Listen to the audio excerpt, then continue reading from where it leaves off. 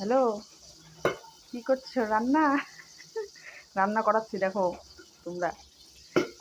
না রান্না করলে খাইতে দিবে না বলছে।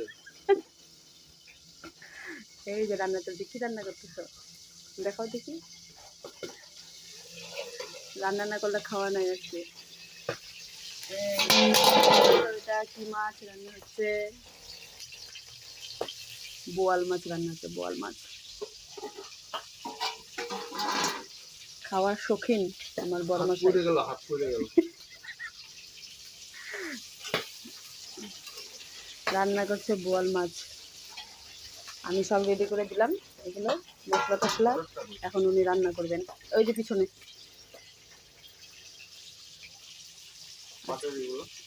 মাছ উল্টাচ্ছে। মাছ, বোয়াল মাছ না ছিটে আছে, তাই দেখো হেলমেট পরে রান্না করতেছে।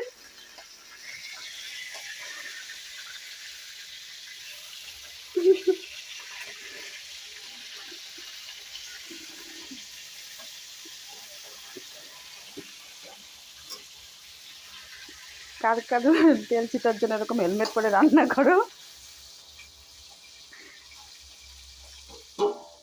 এই যে দেখো মাছ ভাজাগুলো হয়ে গেছে, সাইডে সাইডে আলুগুলো আবার ছেড়ে দিয়েছে। আমার থেকে ভালো কায়দা জানে রান্নার। এখন মাছ ভাজাগুলো একটা একটা করে উঠাবে।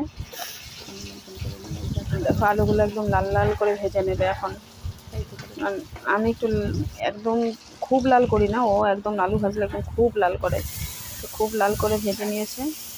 তো এখন হলো আলুগুলো ভাজার পরে এখন হলো মশলাগুলো কষাবে। মশলাগুলো কষাচ্ছে আদা রসুন পেঁয়াজ লঙ্কা জিরা শুকনো লঙ্কা সব। আর আমি রান্না করলে শুকনো লঙ্কাও বাটি না, জিরাও বাটি না, সত্যি কথা।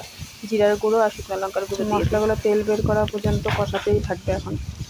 যতক্ষণ না তেল বেরোবে তখন কষাতে থাকবে। এই যে দেখো তেল বেরিয়ে গেছে, কষিয়ে নিয়ে। তো আমি একটু ওদিকে গিয়েছিলাম, তাও কখন জল দিয়ে দিয়েছে টের পাইনি। তো এই যে কষিয়ে আবার তেল বের করে জল দিয়ে দিয়েছে। ধনিয়া পাতা কুচি আর 4টা লঙ্কা, মানে পরে লাস্টে দিচ্ছে ফ্লেভারের জন্য। অন্যকে এই গন্ধটা ভালো লাগে, কাঁচা লঙ্কার গন্ধটা। কার কার এরকম ভালো লাগে? আমার বর যেমন রান্না রান্না করতে পারে, সেমনি খেতেও খুব ভালোবাসে, খাওয়ার খুব শৌখিন। তো রান্না দেখো কমপ্লিট হয়েছে। এদিকে আমার ক্যামেরার মধ্যে পুরো ধুয়ো ধুয়ো হয়ে যাচ্ছিলো, কারণ হলো রান্না এত ফুটতেছিল। তো আমাদের রান্না কমপ্লিট হয়ে গেছে, বর আজকে রান্না। তো আমার বরের রান্না কেমন লাগলো কমেন্টে জানিও। তো লাস্ট ফিনিশিং আমরা এরকম ফটো তুলেছিলাম দুজনে। তো ভালো লাগলে ভিডিওটি লাইক কমেন্ট শেয়ার করে দিও। বাই, সাবস্ক্রাইব করে দিও।